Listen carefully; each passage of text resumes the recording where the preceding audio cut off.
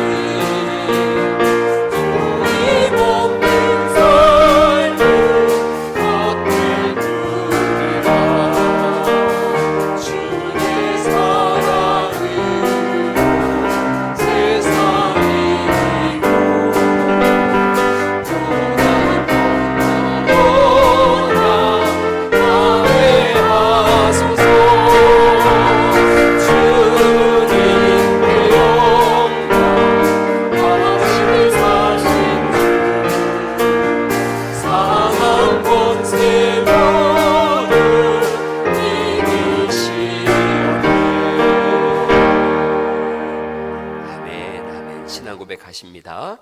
나는 전능하신 아버지 하나님 천지의 창조주를 믿습니다. 나는 그의 유일하신 아들 우리 주 예수 그리스도를 믿습니다. 그는 성령으로 잉태되어 동정녀 마리아에게서 나시고 본디오 빌라도에게 고난을 받아 십자가에 못 박혀 죽으시고 장사된 지 사흘 만에 죽은 자 가운데서 다시 살아나셨으며 하늘에 오르시어 전능하신 아버지 하나님 우편에 앉아 계시다가 거기로부터 살아있는 자와 죽은 자를 심판하러 오십니다. 나는 성령을 믿으며 거룩한 공교회와 성도의 교제와 죄를 용서받는 것과 몸의 부활과 영생을 믿습니다. 아멘. 교동문 134번입니다. 교동문 134번.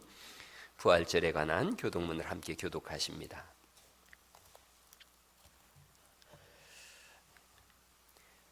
내가 받은 것을 먼저 너희에게 전하였노니 이는 성경대로 그리스도께서 우리 죄를 위하여 죽으시고 장사 지는 바 되셨다가 성경대로 사흘 만에 다시 살아나사 게바에게 보이시고 후에 12 제자에게와 그 후에 500여 형제에게 일시에 보이셨나니 그 중에 지금까지 대다수는 살아있고 어떤 사람은 잠들었으며 그 후에 야고보에게 보이셨으며 그 후에 모든 사도에게와 맨 나중에 만삭되지 못하여 난 자 같은 내게도 보이셨느니라.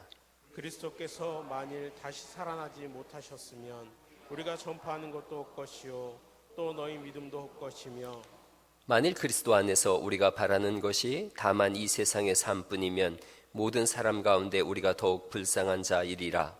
그러나 이제 그리스도께서 죽은 자 가운데서 다시 살아나사 잠자는 자들의 첫 열매가 되셨도다. 아멘, 아멘. 찬송가 15장 함께 찬송하십니다.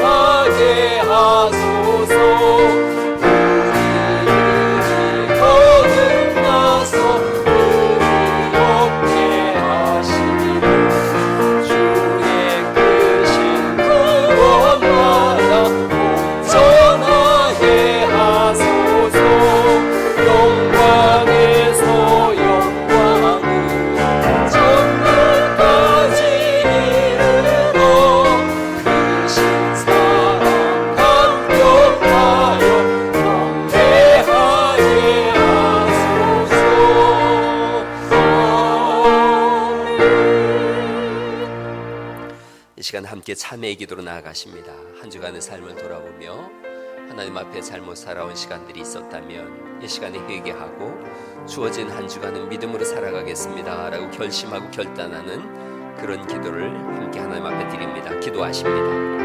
하나님 아버지 감사합니다. 복된 날 허락하셔서 예배할 수 있도록 은혜 주시니 감사합니다. 가정에서 예배하고 교회에서 예배하고 처소에서 예배하며 있는 곳에서 우리 하나님을 예배합니다. 주님의 존재는 나와 예배할 때마다 살아온 삶의 걸음걸음이 때로는 죄악 속에서 때로는 시기와 질투와 미움 속에서 허덕이던 시간들이 있었음을 인하여 이 시간에 회개하오니 그리스도의 보배로 피로를 깨끗게 하시고 하나님의 사랑으로 다시 한번 세움받는 복된 시간들 될 수 있도록 은혜 베풀어 주시기를 기도하고 납니다.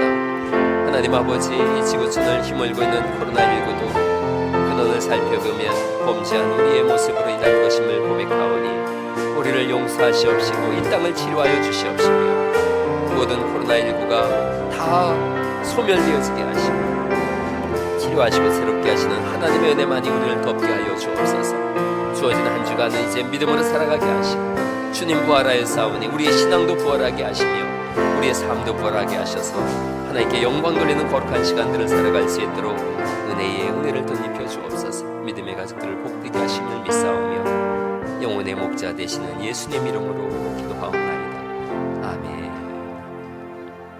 만일 우리가 우리 죄를 자백하면 그는 미쁘시고 의로우사 우리 죄를 사하시며 우리를 모든 불의에서 깨끗하게 하실 것이요. 아멘. 168장 찬송하십니다.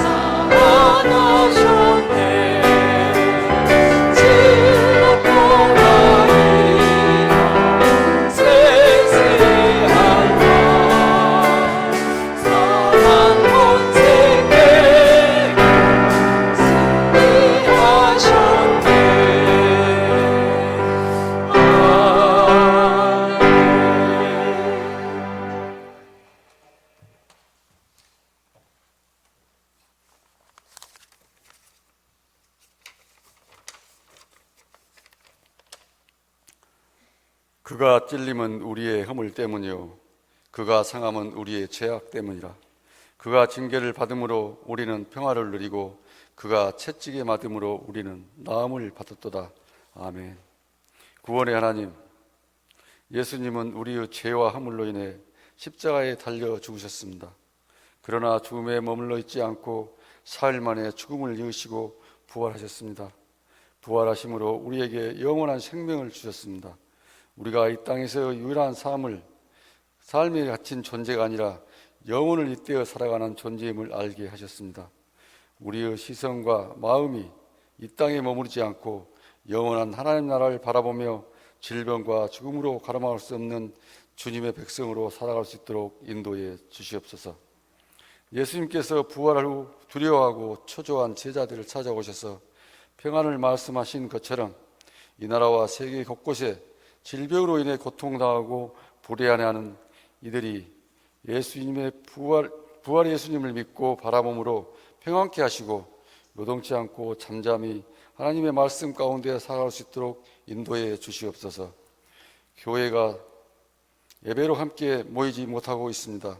다시 함께 모여 예배드리는 날이 오게 하시고 서로가 서로를 돌아보아 연약한 자들을 격려하고 위로할 수 있도록 인도해 주옵소서. 교회의 각 기관들마다 굳건하게 세워지게 하여 주시고 기관장들, 구역장들을 붙들어 주셔서 앞장서서 일할 때 더 많이 하나님을 경험하고 하나님의 사랑에 감사와 섬김으로 나아갈 수 있도록 인도해 주시옵소서. 각 교육기관을 붙들어 주십시오. 청년부, 중고등부, 주일학교 모이지 못한 시간이 길어집니다. 믿음이 약한 다음 세대의 마음을 붙들어 주셔서 다시 모여서 예배드리는 날을 사모하며 기다릴 수 있도록 인도해 주시옵소서. 세상의 마음을 빼앗기지 않고 주님을 향한 간절한 마음을 주시옵소서. 교사들에게 사랑의 마음을 주셔서 아이들을 더욱 품고 기도할 수 있도록 인도해 주시옵소서. 이 시간 말씀을 증거하시는 담임 목사님 가운데 성령님 함께해 주셔서 말씀을 전할 때 말씀이 깨달아지게 하시고 교회를 향한 성도 한 사람 한 사람을 평안을 허락하셔서 온전히 주님의 교회 세우는 데 흔들리지 않도록 인도해 주옵소서. 사망 권세 이기시고 부활하신 예수님 이름으로 기도합나이다. 아멘.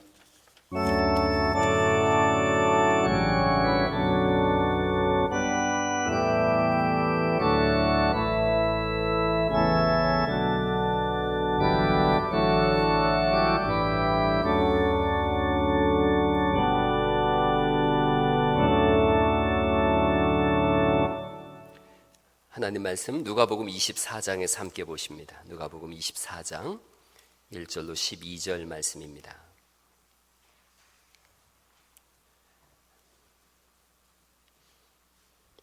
누가복음 24장 1절로 12절 말씀 저하고 한 절씩 교독하십니다.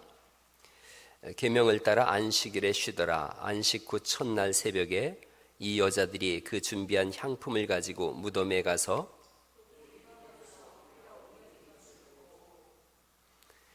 들어가니 주 예수의 시체가 보이지 아니하더라.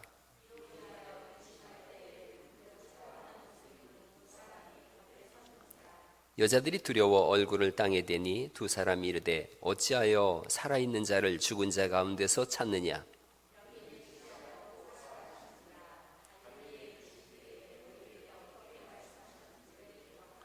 이르시기를 인자가 죄인이 손에 넘겨져 십자가에 못 박히고 제3일에 다시 살아나야 하리라 하셨느니라 한데 무덤에서 돌아가 이 모든 것을 11사도와 모든 이들에게 알리니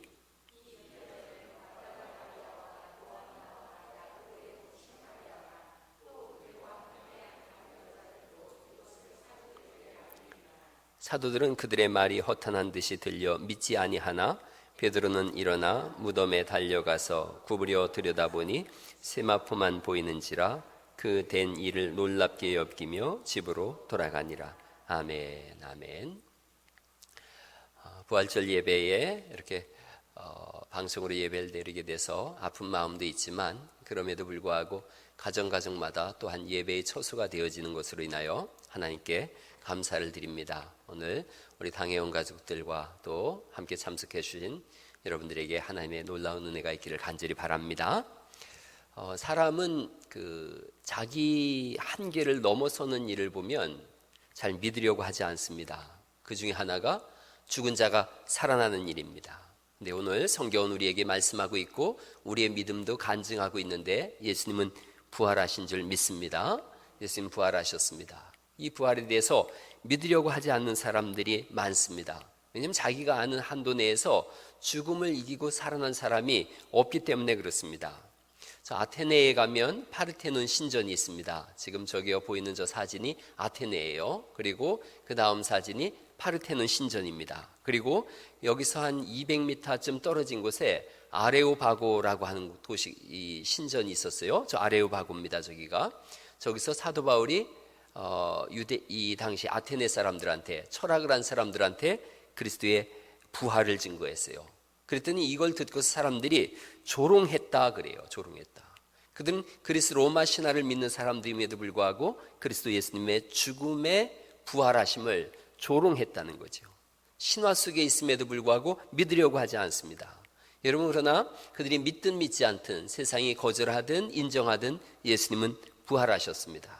예수님은 우리의 상식을 넘어선 초자연적인 분이십니다. 그래서 예수님의 삶을 가만히 보시면 예수님의 출생은 자연적이죠. 그러나 잉태는 초자연적입니다. 동정녀를 통해서 탄생하셨기 때문에요. 예수님의 죽음은 자연적입니다. 그러나 부활은 초자연적이에요. 예수님의 사건이 이 기적적 잉태와 부활, 일반적이지 않은 거죠.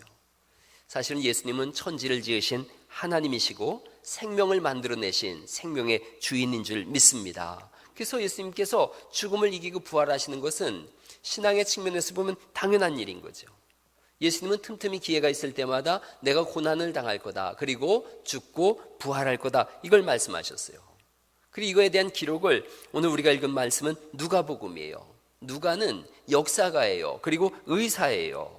그 의사인 누가가 예수님이 죽으셨다 부활하셨다라는 것에 대해서 확실한 많은 증거가 있다라고 사도행전 1장 3절에서 밝히고 있어요. 성경은 처음부터 끝까지 예수님의 죽으심과 부활하심을 증명하는 책이에요.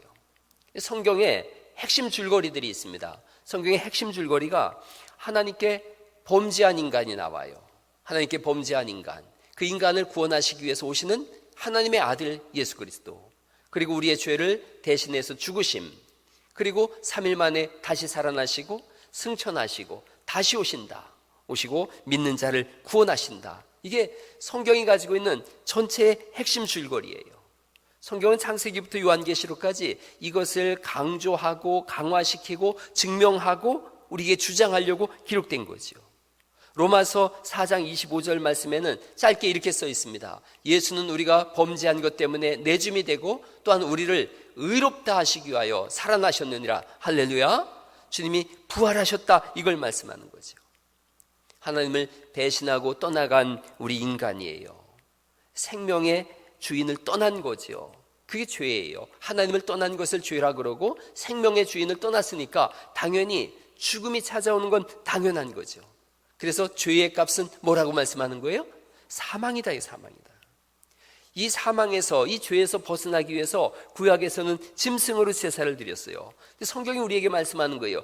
짐승의 피가 우리를 깨끗하게 하지 못한다. 그렇죠. 사람이 하나님께 범죄했는데 짐승의 피를 가지고 우리를 깨끗하게 하겠다? 이건 있을 수 없는 거예요. 사람이 하나님께 죄를 지었으면 그 죄를 용서하기 위해서는 사람이 대신 회개해야 되는 거죠. 이 세상에 근데 죄 없는 사람이 하나도 없는 거예요. 그러니까 죄 없으신 분이 오셔서 죄값을 치러야 되거든요. 죄 없으신 분으로 이 땅에 오셔서 죄값을 치르시는 분, 그분은 예수님 외에는 달리 이 온 인류에 사람이 없어요. 또한 한 사람을 위해서는 한 사람이 필요하지만 모든 인류를 위해서는 하나님이 오셔야 됐던 거죠. 그래서 예수님은 하나님이시면서 사람으로 이 땅에 오신 거예요. 그래서 우리를 위한 제물이 되셨고 우리를 대신하여 죽으셨고, 죽음으로 끝이 났다면 우리의 죄를 위해 죽은 것인지 자신의 죄로 인하여 죽은 것인지가 불분명한 거예요. 또한 하나님의 아들이라는 증거도 없는 거죠. 그래서 죽으신 다음에 반드시 다시 살아나셔야만 하는 줄 믿습니다. 그래야 우리 죄를 위해서 죽으셨다는 것과 예수님은 죽음을 이기시는 하나님의 아들이라는 것이 증명되는 거죠. 성경은 그냥 어설프게 쓰여지지 않았어요. 철저히 논리적으로 쓰여졌습니다. 아주 이성적이면서 그리고 철저한 논리를 가지고 있어요. 그냥 덮어놓고 믿어라 이런 게 아니에요. 예수님이 하나님의 아들이심을 철저히 증명하고 증거하고 있는 거죠. 19세기의 위대한 신학자 중에 찰스 하츠라고 하는 분이 있어요. 너무 놀라운 분인데 이분이 쓴 글을 보면 참 놀라운 그런 예견력을 가지고 썼어요. 제가 한번 읽어볼게요. 죽음을 당하신 구주, 죽음에 패배하고 죽음에 사로잡힌 구주로는 우리가 의롭다고 인정받는 것이 불가능하다는 거죠. 예수님이 죽어서 끝났다 그러면 하나님의 아들이라는 증거가 없다는 거죠. 옛 경륜 아래서 대제사장이 짐승을 잡아 제단에 드려야 했을 뿐 아니라 그 피를 지성소에 시은소에 뿌려야 했듯이 우리의 위대한 대제사장은 바깥들에서 고난을 받으셔야 했을 뿐 아니라 그 다음 같이 한번 노란 글자 읽어보시겠어요? 시작. 우리가 의롭다고 인정받도록 하기 위해 자신의 의를 하나님 앞에 드리고자 천국에 들어가셔야 했다는 거지요. 그러므로 그리스도의 부활은 우리를 대신하신 그리스도의 속죄를 하나님이 받으셨다는 증거인 거예요. 부활이 있음을 인해서 하나님이 우리를 위한 속죄를 받으셨다 이런 뜻이죠. 그리스도께서 당하신 희생의 공로를 적용하는 데 필요한 단계로서 부활이 절대적으로 필요한 것이고 그 부활 때문에 우리가 의롭다함을 얻는데 합당한 조건이 된다는 거죠. 예수님께서 이 땅에 오셔서 죽으시고 부활하지 않으셨다 그런다면 예수님의 모든 사역은 사실 의미가 없어요. 병자를 고친고서 죽으셨다 그러면 그분은 신통력 있는 의원에 불과한 거예요. 만약 예수님이 무리를 걸으셨는데 그게 무슨 유익이 있겠어요? 무리를 걸으셨다 그리고 죽었는데 못 살아나셨다 그러면 마법사에 불과한 거예요. 마법사. 부활이 없다면 아무 의미가 없는 거예요. 부활이 없다면 우리의 신앙도 의미가 없다고 얘기하고 있고 부활이 없다면 교회도 없는 거예요. 고린도전서 15장 17절에 있는 말씀인데 그리스도께서 다시 살아나신 일이 없으면 너희의 믿음도 헛되고 너희가 여전히 죄 가운데 있을 것이요 또한 그리스도 안에서 잠자는 자도 망하였으리니 만일 그리스도 안에서 우리가 바라는 것이 다만 이 세상의 삶뿐이면 모든 사람 가운데 우리가 더욱 불쌍한 자이리라 이렇게 말씀하세요. 부활이 없다면 이 모든 것이 헛고생이라는 거죠. 아무런 의미가 없다는 거죠.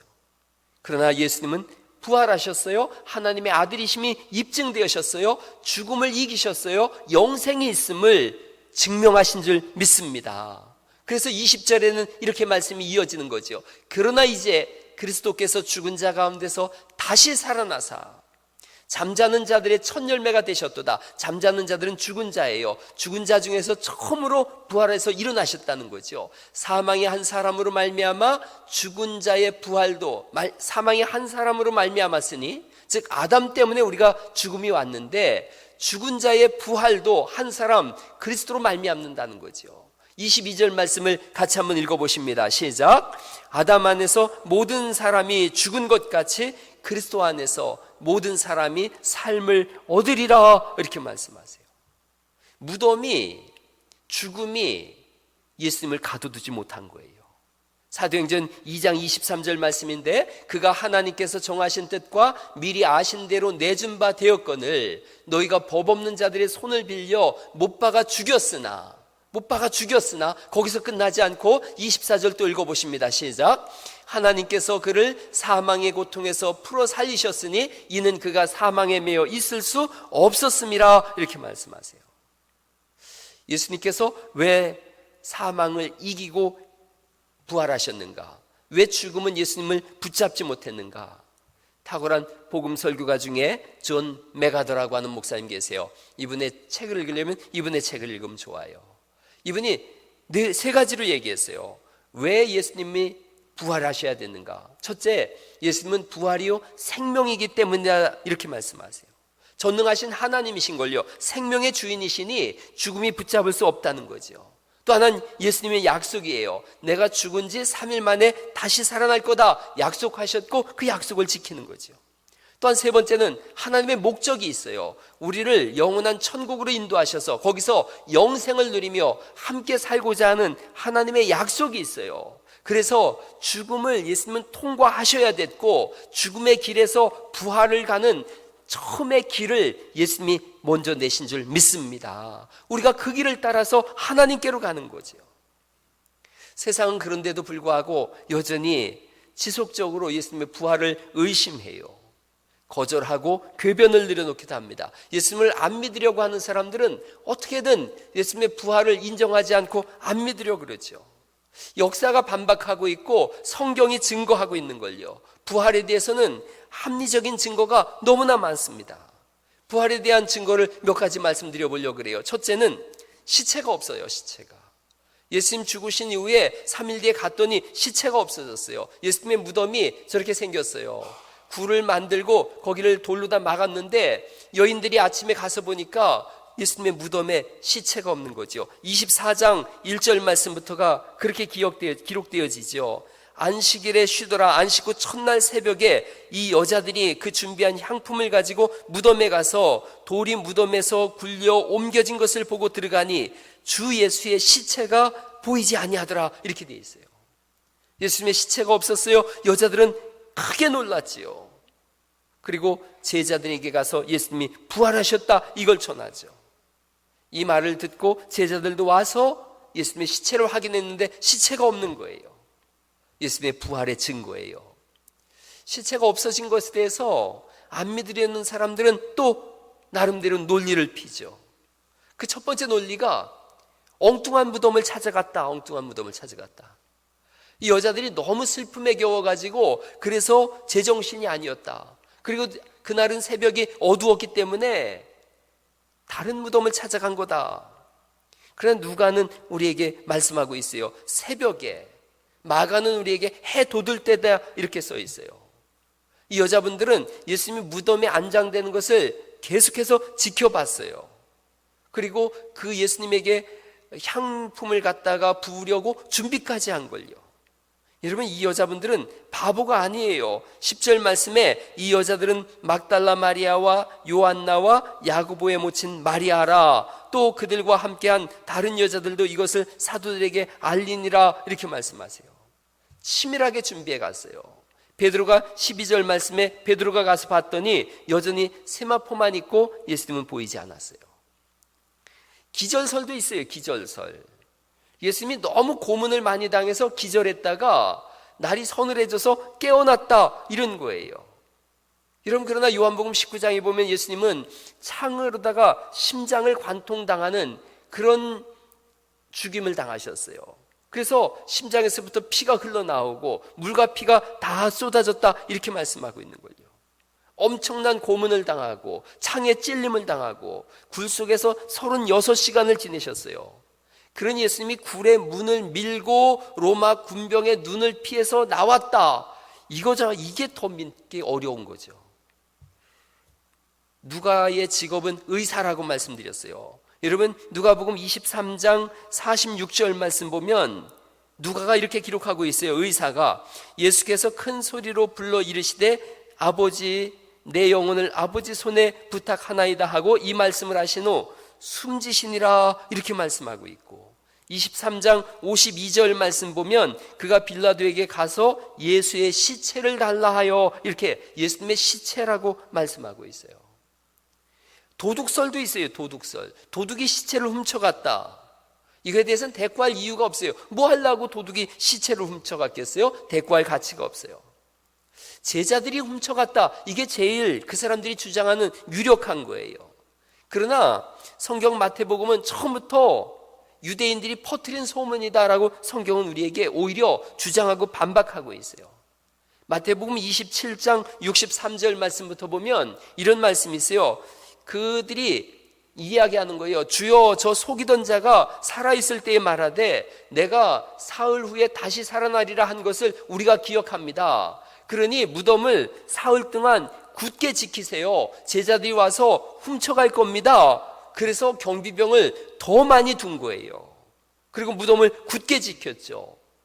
예수님 부활하셨어요. 그러자 예수님의 시체가 없으니까 이들이 세운 대책이 뭐냐면 28장 12절 말씀이에요. 그들이 장로들과 함께 모여 의논하고 그리고 군인들에게 돈을 많이 주면서 이르되 너희는 말하기를 그의 제자들이 밤에 와서 우리가 잘 때에 그를 도둑질하여 갔다 하라.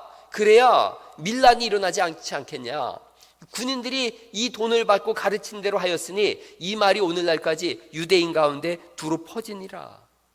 그 예수님의 부활을 안 믿으려고 여러 가지 억지를 쓰는 거예요. 시체가 사라졌어요. 또 하나는 수의가 흐트러지질 않습니다. 안 났어요. 이게 되게 중요해요. 예수님의 수의가 저렇게 생겼어요. 밑에는 세마포를 입히고 위에는 얼굴과 목은 나부려두고 이 머리에다 터번을 둘렀어요.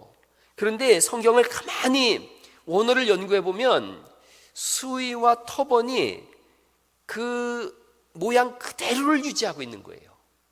그러니까 예수님이 이렇게 일어나셔서 옷을 벗고 터번을 풀고 이런 것이 아니라 연기가 빠지듯이 싹 빠지고 곳은 그대로 털썩 주저앉아 있고 세마포는, 그리고 머리에 있는 터번은 이렇게 뭉쳐진 그대로 그 모양 그대로 있었던 거예요.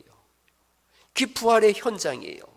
전혀 새로운 모습으로 부활한 거죠. 그대로 매미가 껍데기를 남겨놓고 빠져나오듯이 싹 빠져나오신 거예요. 수위가 헝클어지지 않음으로 인해서 예수님이 전혀 새로운 모습으로 변화되셨구나 알 수 있는 거죠. 세 번째는 부활하신 예수님이 나타나셨어요. 제일 확실한 증거죠. 부활하신 예수님은 승천하시기 전까지 제자들에게 5번 나타나세요. 그리고 승천하신 이후에는 3번 더 나타나시죠. 그리고 오늘날 우리 속에 살아계신 줄 믿습니다. 나타나셨어요. 결정적으로 4번째는 제자들이 변화되어졌어요. 제자들이 변화됐어요. 시체가 없어지고 수위가 헝클어지지 않았을 뿐 아니라 부활하신 예수님께서 제자들에게 나타나셨고, 부활하신 예수님을 만나자 제자들의 삶이 변했어요. 완전히 변했어요. 여러분 24장 13절 말씀을 한 번 더 볼까요? 오늘 읽진 않았지만 24장 13절 24장 13절에 그날에 이렇게 기록되어져요. 그날은 예수님이 부활하신 날이에요. 그날에 그들 중 둘이 예루살렘에서 25리 되는 엠마오라 하는 마을로 가면서, 예수님의 2 제자예요. 엠마오에 사는 아마 부부로 느껴지는데 2 제자예요. 이들이 서로 이야기를 나누는 거예요. 예수님이 죽으셨는데, 예수님을 우리가 따랐는데 예수님 죽으셨다. 우리에겐 더 이상 소망이 없다. 슬픈 빛을 하면서 가는 거예요. 그런데 놀랍게도 부활하신 예수님이 여기 동행을 하세요. 동행하시면서 이 제자들에게 묻는 거예요. 너희가 왜 슬픈 빛을 띠고 있느냐? 그런데 놀랍게도 이 2 사람이 부활하신 예수님을 알아보질 못해요. 아마 예수님께서 전혀 새로운 모습으로 변화되셨을 수도 있어요. 못 알아보는 거예요. 또는 설마 죽은 자가 이렇게 함께 오리라고는 상상도 못했을 거예요. 그러니까 이 사람들이 얘기하는 거죠. 당신은 예루살렘에서 일어난 일을 알지 못합니까? 거기서 이 시대의 선지자라고 하던 분이 죽었어요. 부활하신다는 말은 들었고 사람들도 부활한다고 하지만, 그런데 우리가 따랐던 예수님이 죽었어요. 그래서 우리는 슬픔 가운데 고향으로 돌아가는 겁니다. 그들의 발걸음이 집을 향하고 있는 거예요. 부활을 믿지 못하니까 예수님과 동행하면서도 예수님을 알질 못하고 예수님의 말씀에 대해서 믿지 못하고 깨닫지 못하더라는 거죠. 예수님께서 25절 말씀 보실까요? 25절에 이렇게 기록되어집니다. 이르시되 미련하고 선지자들이 말한 모든 것을 마음에 더디 믿는 자들이여, 그리스도가 이런 고난을 받고 자기의 영광에 들어가야 할 것이 아니냐 하시고, 이에 모세와 모든 선지자의 글로 시작하여 모든 성경에 쓴 바 자기에 관한 것을 자세히 설명하시니라. 그 자기에 관하여 자세히 설명하신 것이 제가 성경 설교 초반에 말씀드렸던 예수님께서 왜 오셔야 됐으며 왜 죽으셔야 되고 왜 부활하셔야 됐는가, 이 부분인 거예요. 이걸 자세하게 설명해 줬어요. 그랬더니 그들의 눈이 열리고 비로소 부활하신 예수님을 만납니다. 그러자 32절 말씀으로 넘어가 볼까요? 그들이 서로 말하되 길에서 우리에게 말씀하시고 우리에게 성경을 풀어주실 때에 우리 속에서 마음이 어떻게 됐다는 거죠? 뜨겁지 아니하더냐 하고 곧 그때로 일어나 예루살렘으로 돌아가 보니 11 제자 및 그들과 함께 한 자들이 모여 있어 말하기를 주께서 과연 살아나시고 시몬에게 보이셨다 하는지라. 성경이 이렇게 돼 있어요. 부활하신 예수님을 만나자 마음이 뜨거워지기 시작했어요. 고향으로 돌아가던 발걸음이 다시 예루살렘으로 돌아가게 되어졌어요. 불이 붙었고 지체하지 않았고, 그리고 34절 35절 말씀에 보면 제자들이 33절 34절에 제자들이 다 모였어요. 모여서 이 사람들은 예수님의 부활을 강력하게 증거합니다. 증언해요. 너희가 예수님을 죽였으나 하나님이 살리셨고 우리가 증인이다. 여러분, 제자들은 예수님이 죽음을 당하실 때 다 도망갔었어요. 그런데 이들은 이제 죽음을 향해서 성큼성큼 오히려 걸어갑니다. 예수님의 부활이 거짓말이었다면 이 세상에 거짓을 위해서 죽을 사람은 없어요. 근데 예수님의 11 제자가 다 그 끔찍한 죽음 속에서도 예수님의 부활을 외치고 있어요. 예수님은 진짜로 부활하셨다는 것을 알게 되어졌고, 우리도 예수님을 믿고 죽으면 예수님처럼 부활한다, 이걸 알고 있었던 거죠. 여러분, 우리에게는 영원한 생명이 있음을 믿습니다. 예수님께서 천국에 대해서 말씀하셨고 천국을 증명하고자 살아나셨어요. 그래서 믿음을 가진 우리가 이것이 사실이구나, 이걸 알게 된 거죠. 그 순간 그 무엇도 우리를 두렵게 하지 못하더라는 거죠. 부활은 모든 두려움과 절망을 일시에 무너뜨립니다. 부활은 사망 권세를 일시에 무력화시키는 줄 믿습니다. 두려워하지 말라고 말씀하시고 염려하지 말라고도 말씀하세요. 요즘 그런 말들이 많이 쓰여요. 코로나는 코리아를 이길 수 없다. 죽음은 부활을 이길 수 없는 줄 믿습니다. 그것이 우리의 신앙이에요. 우리의 신앙에 있어서 왜 부활이 가장 중요한가? 우리는 이 세상에서 끝나지 않는 사람들이라는 거죠. 고린도전서 15장 51절에 있는 말씀입니다. 보라, 내가 너희에게 비밀을 말하노니, 성경이 아주 중요한 비밀인 거죠. 우리가 다 잠잘 것이 아니요 마지막 나팔에 순식간에 홀연히 다 변화되리니 나팔 소리가 나매 죽은 자들이 썩지 아니할 것으로 다시 살아나고 우리도 변화되리라. 그 다음 같이 58절 말씀 같이 한번 읽어볼까요? 시작. 그러므로 내 사랑하는 형제들아, 견실하며 흔들리지 말고 항상 주의 일에 더욱 힘쓰는 자들이 되라. 이는 너희 수고가 주 안에서 헛되지 않은 줄 알미라. 이렇게 말씀하세요. 우리가 드리는 예배가 헛되지 않고 우리가 드리는 헌신이 헛되지 않다는 거죠. 여러분, 코로나19로 인해서 다들 움츠리고 있지만 그럼에도 불구하고 교회 나와서 예배하며 기도하는 분들이 있고 정리하는 분들이 있고, 오늘도 보니까 아침부터 하루 종일 교회 여기저기 고치는 분들이 계세요. 주님 말씀하세요. 그런 수고가 헛되지 않다. 내가 알고 있고 내가 보고 있고 내가 기억하고 있다라고 말씀하시는 줄 믿습니다. 삶의 어려운 터널을 지나가십니까? 말씀드리죠. 터널을 지나가는 거예요. 동굴을 들어가는 게 아니에요. 동굴은 끝이 막힌 게 동굴이에요. 그런데 우리는 터널을 지나가는 것이고 이 터널 끝에는 광명한 하나님 나라가 있음을 믿습니다. 그래서 우리는 절망하지도 않고 두려워하지도 않습니다. 낙담하지도 않습니다. 주님이 말씀하세요. 견실하게 서 있으라는 거죠. 굳건히 서 있으라는 거죠. 흔들리지 말라는 거죠. 죽음 이후에 영원한 세계가 있기 때문에 그렇다고 성경은 말씀하세요. 우리는 영생을 살 사람들입니다. 영원한 삶을 살 사람들이고 죽음이 감히 어쩌지 못하는 사람들입니다.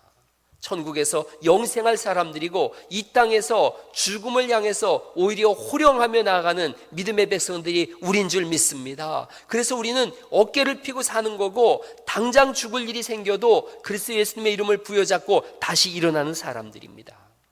데살로니가전서 4장 16절에 우리의 마지막을 이렇게 말씀하십니다. 주께서 호령과 천사장의 소리와 하나님의 나팔 소리로 친히 하늘로부터 강림하시리니 그리스도 안에서 죽은 자들이 먼저 일어나고, 앞서간 믿음의 선배들이 먼저 일어나는 거죠. 그 위에 우리 살아남은 자들도 그들과 함께 구름 속으로 끌어올려 공중에서 주를 영접하게 하시리니 그리하여 우리가 항상 주와 함께 있으리라. 그러므로 이러한 말로 서로 위로하라. 이렇게 말씀하세요. 어려움을 겪을 때, 고난의 시간을 가질 때 이 말로 위로하라는 거죠. 부활이 있어요. 영생이 있어요. 이 짧은 시간 이후에는 영원한 하나님 나라가 있어요. 우리에겐 이 부활의 복음이 있습니다. 그래서 성경은 부활은 능력이다 이렇게 말씀하는 거예요. 능력이다. 다시 살아나는 능력인 거예요. 우리가 지난 한 달 동안 마가복음을 봤어요. 마가복음의 처음과 끝은 여자들이 나와요. 처음에는 시몬 베드로의 장모를 예수님께서 치료하세요. 그러자 시몬 베드로의 장모가 예수님께 시중드는 모습이 나와요.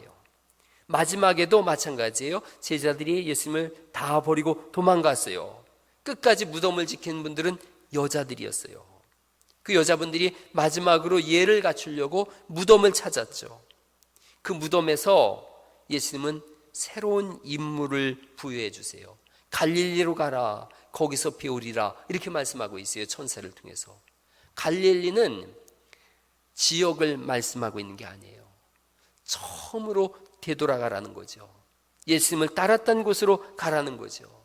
그 따랐던 곳에서 부활하신 예수님을 만나서 다시 따르라는 거죠. 그런데 여러분, 다시 한번 마가복음을 보면, 우리가 마가복음 마지막을 보면 16장 9절 말씀부터 보면 이렇게 돼 있어요. 여자들이 무섭고 두려워했다는 거죠. 놀라 떨며 나와 무덤에서 도망하고 무서워해서 아무에게도 아무 말지 하지 못하더라. 이렇게 성경이 써 있어요. 그게 여러분 마가복음에 사실은 한번 펼쳐보시겠어요? 마가복음 16장 말씀, 마가복음 16장 8절까지가 이 마가복음이 기록될 때의 여기까지예요. 그리고 9절 말씀부터는 후대에 첨부가 된 걸로다가 모든 성경학자들이 이야기를 하고 있는데 16장 8절이 끝이라면 8절은 이렇게 돼 있어요. 여자들이 몹시 놀라 떨며 나와 무덤에서 도망하고 무서워하여 아무에게 아무 말도 하지 못하더라. 이렇게 돼 있어요. 이렇게 끝나요. 이렇게 침묵으로 끝이 나요. 그런데 우리의 귓가에 울리는 그 다음 말씀이 있는 거예요. 너는 어떻게 할 거냐는 거예요. 너는 어떻게 할 거냐? 너희도 두려우냐? 너희도 침묵하려느냐? 너희도 도망하려느냐? 이게 우리에게 주님이 물으시는 거예요. 그리고 부활주일에 우리는 대답해야 되는 거예요. 나는 어떻게 할까? 나도 두려운가? 나도 침묵해야 되나? 나도 도망해야 되나? 여러분, 이 대답이 예수님 우리에게 요구하는 대답이에요. 우리가 이 질문을 받을 때 대답해야 돼요. 아니요, 예수님 부활하신걸요. 내 삶은 다시 부활할 거예요. 난 다시 시작할 거예요. 두려워하지 않을 거예요. 조용하지 않을 거예요. 다시 복음을 증거할 거예요. 이 대답이 있기를 간절히 바랍니다. 부활절에 우리가 그거 결심하는 겁니다. 주님의 부활은 나에게 새 힘을 주고 새 능력을 주고 산 소망을 준다면 나는 다시 일어날 거다. 내 속에서 소망이 생겨나는 날이고 포기하려고 했던 거룩한 일들을 다시 시작하는 날이 될 수 있기를 간절히 바랍니다. 죽을 생각을 했다면 부활을 맞이한 주님 맞이해서 다시 살 것을 시작하고 지루한 삶을 거절하시고 날마다 생명력으로 충만한 그런 삶을 살아갈 수 있기를 간절히 바랍니다. 그것이 우리가 맞이하는 부활주일입니다. 코로나19로 인해서 움츠려졌던 마음들, 아마 주님께서 이 부활주일을 기점으로 해서 모든 것을 역전시킬 거다 생각되어집니다. 더불어 여러분의 삶도 주님이 역전시키실 줄을 믿습니다. 다시 일어나서 다시 시작하시고 다시 도전하시되 그 끊임없이 죽음까지도 이겨내신 그 부활의 능력으로 오늘도 승리하는 복된 날 되시기를 예수님의 이름으로 축원합니다. 우리 같이 찬송하십니다. 살아계신 주 찬송하시죠.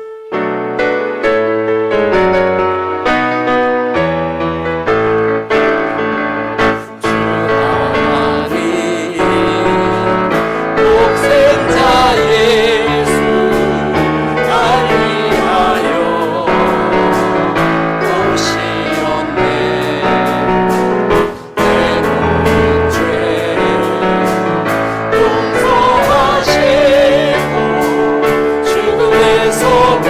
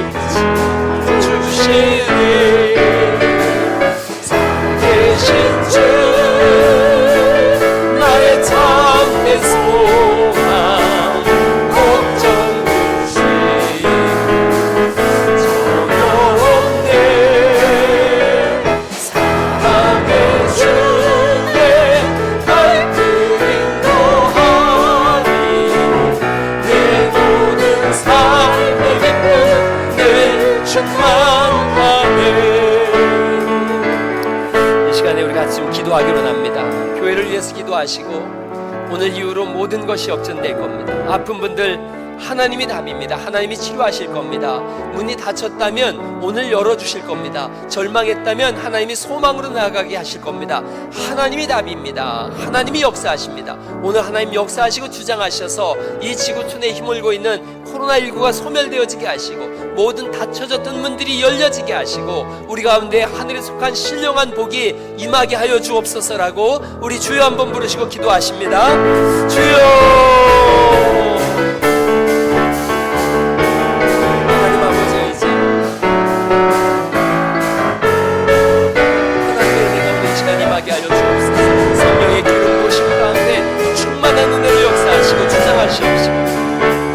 거룩하신 하나님의 은혜가 모든 육신의 아픔과 질병으로 절망으로 신음하는 영혼들에게 하나님 임재하셔서 완전한 치유와 회복의 역사가 일어나게 하여 주옵소서. 믿음의 가족들을 축복하오니 하늘에 속한 신령한 복으로 주님 복을 내려주시기로 합니다. 한 걸음 한 걸음 인도하여 주시옵소서. 모든 절망에서 벗어나게 하시고 질병에서부터 완전히 노임을 얻게 하여 주셔서 오늘 부활주일을 기념으로 해서 부활절 예배를 기점으로 해서 다시 살아나는 역사가 있게 하여 주시옵소서. 산소망으로 나아가게 하여 주옵소서. 거룩한 기름 부으심이 우리 심령 속에 임하는 시간들이 되어지게 하여 주옵소서. 지구촌을 힘을고 있는 이 모든 아픔들이 종식되고 소멸되어지게 하셔서 치유하시는 하나님, 새롭게 하시는 하나님, 능력의 하나님 역사하시고 주장하여 주시기를 기도하고 합니다. 무덤 문이 하나님 열리듯이 인생이 열리게 하시옵시고 모든 죽음에서 예수님이 벗어났듯이 모든 절망과 저주와 아픔에서부터 완전히 벗어나는 거룩한 시간들이 될 수 있도록 이 시간에 하나님 역사하시고 주장하여 주시기를 기도합니다. 하나님 아버지, 부활절 예배로 우리 하나님 앞에 드립니다. 무덤의 문이 열리듯이 인생의 문이 열려지게 하여 주옵소서. 죽음이 더 이상 좌지우지 못하게 하셨사오니 우리 인생 속에서도 절망이 떠나가게 하시고 질병이 떠나가게 하시고 죽음의 역사가 떠나가게 하시고 생명의 능력만이 우리를 사로잡는 시간이 되게 하여 주옵소서. 지구촌에 불고 있는 이 엄혹한 아픔들이 그리스도 안에서 완전히 소멸되어지게 하셔서 이 시대에 우리가 다시 한번 부흥을 보며 모든 문제의 해답은 하나님에게 있음을 다시 한번 고백할 수 있도록 은혜 베풀어 주옵소서. 우리 갈릴리에 속한 모든 가족들, 또 이 시대에 하나님을 섬기는 모든 백성들 위해 거룩한 은혜와 능력 부어주심과 날마다 이끄시고 인도하시는 은혜가 넘치도록 부어지게 하여 주옵소서.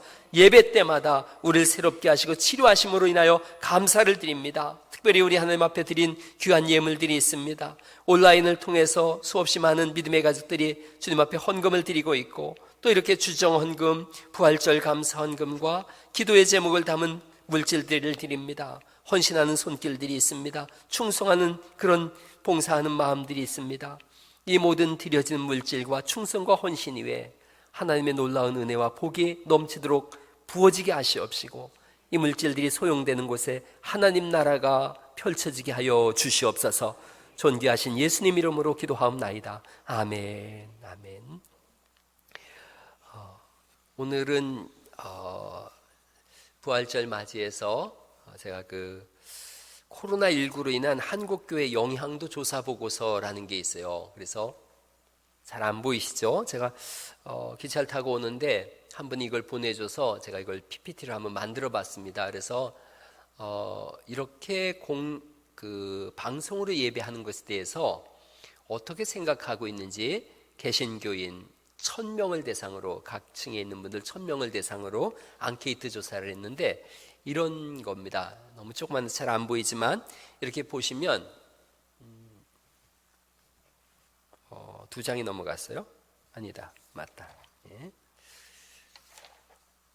온라인 예배로 대체하는 것에 대해서 교회 61% 정도가 온라인 예배로 대체했다 그래요. 그리고 이렇게 사람들이 참석을 한 거죠. 그리고 그 다음 걸 또 한번 보시면 염려했던 것들이 있었는데 그 염려했던 것들을 제가 들은 거는 한 30% 정도만 설교 끝나면 예배 끝났네 이랬다는 거죠. 그런데 앙케이트 조사를 했더니 실제로 처음부터 끝까지 축도까지 예배를 온라인으로 시청한 분들이 86.6%인 거예요. 그러니까 교회 가족들이 처음 예배부터 끝까지 다 드렸다는 거죠. 설교 등 일부만 시청한 분들은 13.4% 정도밖에 안 됐다는 거죠. 또 그 다음을 이렇게 보시면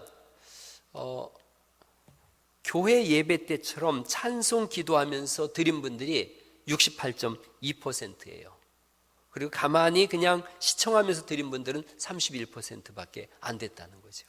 그러니까 교회 가족들이 염려를 많이 했어요. 우리 당에도 염려를 많이 하고 저도 염려를 많이 했거든요. 그냥 가만히 멀뚱멀뚱 앉아 계시면 어떡하나, 또 안 드리면 어떡하나 했는데 많은 분들이 적극적으로 찬송도 같이 부르고 예배에 동참했다는 거죠. 또 그 다음을 이렇게 2장 넘어갔어요. 그 다음에 이렇게 보시면 온라인 방송 가정 예배 평가인데 그 긍정적인 것이 90.4%가 가족이 함께 예배를 드려서 좋았다 이렇게 썼어요. 물론 뭐 주일날 시간이 많이 남아서 여유가 있어서 좋았다 그런 분들도 있었지만 절반 이상이 교회를 못 가는 아쉬움에 뭉클했고 눈물이 났다 그런 고백을 했어요. 저도 우리 이 예배를 드릴 때 처음에 올라섰는데 정말 눈물이 막 쏟아질라 그러더라고요. 82%는 교회에서 드리는 예배가 얼마나 소중한지를 느꼈다. 그래서 아마 하나님께서 이걸 통해서 우리에게 뭔가 엄청 새로운 것들을 우리 허락하신 거예요. 물론 70% 정도는 교회에서만큼 집중하기가 어려웠다라는 답도 있고요. 79%는 신앙을 점검할 기회가 되어졌다. 그리고 예배보다 생활신앙이 중요한 걸 알게 됐다. 이 70%가요. 너무너무 중요한 거예요. 이건 아무리 얘기해봐도 우리가 체험하지 못했던 건데 생활신앙이 이렇게 중요하구나. 또 83%는 한국교회가 공적인 사회 문제에 동참하게 돼서 뿌듯했다 이거예요. 우리 교회 새로 오신 분도 우리 교회가 이렇게 방송 예배를 하는 거에 대해서 자기는 너무너무 자긍심이 든다는 거예요. 그런 얘기를 제가 들으면서 목사들만 괜히 걱정했지 성도들이 수준이 엄청 높구나 이걸 잘 생각을 하는 거죠. 그 다음을 한번 넘겨보시겠어요? 이런 게 또 있었어요. 현장 예배보다 만족하지 못했다는 게 53.7%예요. 그리고 이제 9.3%는 현장 예배보다 오히려 더 좋았다. 또 37%는 현장 예배와 비슷했다. 이런 거예요. 현장 예배보다 만족하지 못했다가 많아요. 근데 저도 그래요. 이렇게 자꾸 이렇게 저 방송 장비 쳐다보게 되어지고 커뮤니케이션이 잘 안 되고 그래서 빨리 이게 끝나면 좋겠다 그런 생각을 제가 많이 합니다. 그 다음을 또 보시면 헌금에 대해서도 썼어요. 35%는 별도로 모아놓고 있다가 나중에 교회 갈 때 한꺼번에 낼 생각이다. 35%가 떼어먹지 마세요. 방송 들으시고 이거 모아놨다가 그냥 써버릴까 이런 생각하면 안 됩니다. 33%는 계좌이체에서 헌금했다. 우리 교회도 지금 우리 교회는 제가 보기에는 거의 50% 이상이 계좌이체 하시는 것 같습니다. 28%는 계좌이체 헌금하지 못했고 모아놓지는 않고 교회 가면 그냥 헌금하겠다. 뭐 이런 분들도 계셨고요. 또 그 다음을 한번 볼까요? 이게 되게 중요했어요. 이렇게 현장 예배를 중단한 것에 대한 의견이에요. 87.8%가 잘한 일이다. 이게 민도가 이렇게 높은 거예요. 모르겠다는 8.2%고 잘못한 일이다가 4%에 불과했어요. 그러니까 나라에서 요청하는 것을 교회가 받아들이고 이렇게 한 것에 대해서 너무 잘한 일이다 이런 건 거죠.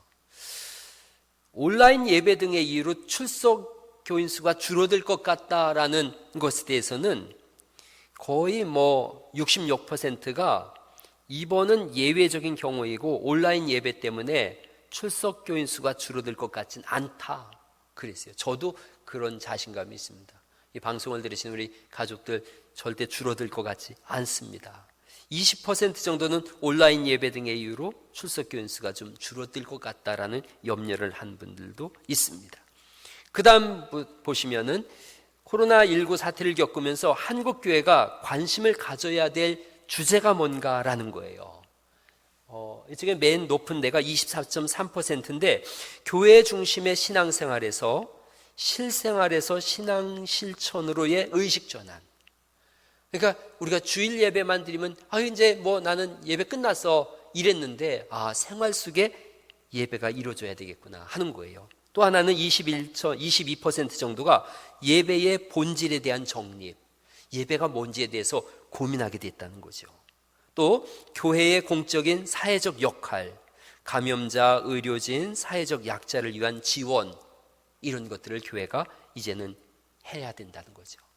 16.3%는 이단 척결, 그리고 6.8%가 개교회주의의 문제점 점검, 또 작은 교회 운영 실태 파악과 현실적 지원, 이런 거예요.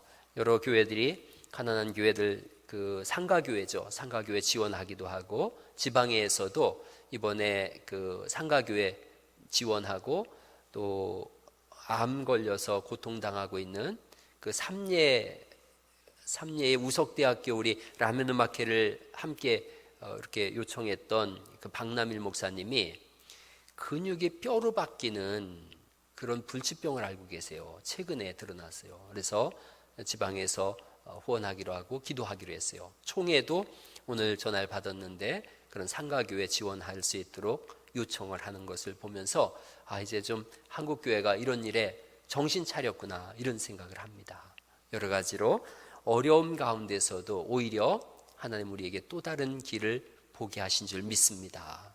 우리 교회 가족들 어느 곳에 있든지 꼭 예배하시고, 이제 당회가 또 고민하겠지만 다음 주일 예배를 또 고민할 겁니다. 그래서 수요일까지 당회가 또 논의하고 기도하고 3일간 기도해보고 결론을 내릴 텐데, 만약 다음 주일날 예배한다 그러면 토요일날 온 교회 가족들이 오셔서 교회 대청소 한번 하시게요. 대청소하시고 예배할 수 있도록 그리 할 건데, 제가 바라기는, 기도하기는 이제 부활주일 지났으니 하나님 역전시켜 주셔서 코로나가 완전히 잠식되어지고, 그리고 우리가 모여서 예배하며 믿음의 가족들과 함께 주의 영광을 선포하게 해주세요 라고 하는 그런 기도를 간절히 하고 있습니다. 물론 여러분들이 다 하고 계시죠. 전화를 해보면 모든 분들이, 우리 교회 소속된 모든 분들이 교회 오고 싶다 그러고 함께 예배하는 게 이렇게 소중한지 몰랐다 그러고 그런 가슴 뜨거운 간증들을 하고 계십니다.